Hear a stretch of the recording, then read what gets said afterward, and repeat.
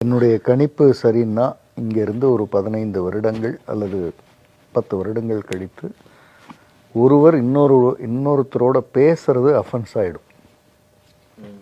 பேசவே மாட்டாங்க.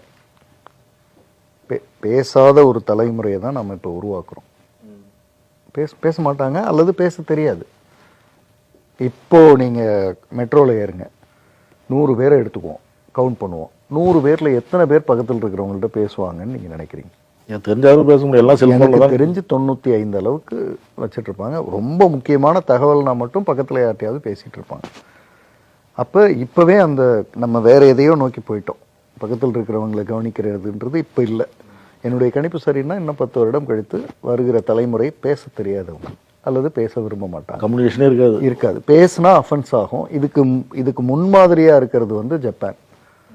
ஜப்பானில் தான் இந்த பிரச்சனை ஹெவியாகி இப்போ அவங்க வந்து திருமணம் செய்துக்கிறதுக்கு தயாராக இல்லைன்ற இடத்துக்கு வந்துட்டாங்க. இந்த ஜென்ரேஷன், ஜப்பானில் இப்போ இருக்கிற ஜென்ரேஷன் திருமணம் செய்துக்கிறத குறைக்க ஆரம்பிச்சிருக்கு. அதனால தான் கவர்மெண்ட் என்ன பண்ணுது, நீங்கள் வந்து ஒரு குழந்தை பெற்றுக்கிட்டா இது, 2வது குழந்தை பெற்றுக்கிட்டா நாங்கள் இன்னும் அரசாங்கம் ஆல்மோஸ்ட் எல்லாமே செஞ்சு சலுகை கொடுக்குறோம் அப்படின்ற இடத்துக்கு வருது. ஏன்னா திருமணத்தை என்கரேஜ் பண்ணணுன்ற நிலைமைக்கு அவங்க போயிட்டாங்க. இங்கேருந்து 10 வருஷத்துக்கு முன்னாடி ஜப்பான் வந்து இப்போ நாம் சொல்கிற மாதிரியான ஒரு பூமிங்கில் அந்த நிலைமை இங்கே வரத்துக்கும் வந்தாலும் ஆச்சரியப்படுவது குயிக்காக வரும்ன்றேன் நான். என்னுடைய கணிப்பு சரின்னா இங்கேருந்து ஒரு 10 வருடங்கள் கழித்து ஒருவர் அதாவது அடுத்த தலைமுறை நம்ம பேசுவோம், நம்ம பேசிகிட்டு இருப்போம், நம்ம தப்பிச்சிட்டோன்னு தோணுது எனக்கு. இப்போ இருக்கிற தலைமுறை கூட தப்பிச்சிருச்சுன்னு தோணுது எனக்கு. இன்னும் இதுக்கு அடுத்த ஒரு தலைமுறைன்னு நான் சொல்கிறது ஒரு 10 வருஷம் கழிச்சு அப்படின்னு எடுத்து யோசிச்சோன்னா அது வந்து அநேகமாக பேசாது, பேச விரும்பாது, பேசாது. இப்போ நீங்கள் வீட்டுக்கு வந்தால் இங்கேருந்து 20 வருஷத்துக்கு முன்னாடி வீட்டுக்கு யாராவது வந்தால் மொத்த வீட்டில் இருக்கிற அத்தனை பேரும் வெளியில் வந்து வாங்கன்னு சொல்லிட்டு உள்ளே போவாங்க, குழந்தைங்க உட்பட. இன்னும் சொல்ல போனால் குழந்தைங்க வந்து வாங்க மாமா, வாங்க அத்தை அப்படின்னு ஒரு வார்த்தையை சொல்லிட்டு போகும்.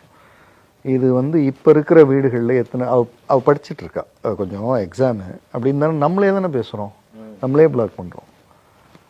அப்போ மெதுவாக நாம் வந்து இந்த சூழலை தான் ஏற்படுத்தி, என்னுடைய கணிப்பு ஐ திங்க் பேசுறதுன்றது ஒரு பெரிய அஃபென்ஸாக மாறும். நீ எப்படி என்கிட்ட பேசலாம், அப்படி சண்டை வரும் அப்படின்னு ஒரு கவுன்சிலர் பார்வையில் நான் யோசிக்கிறேன். தெரில.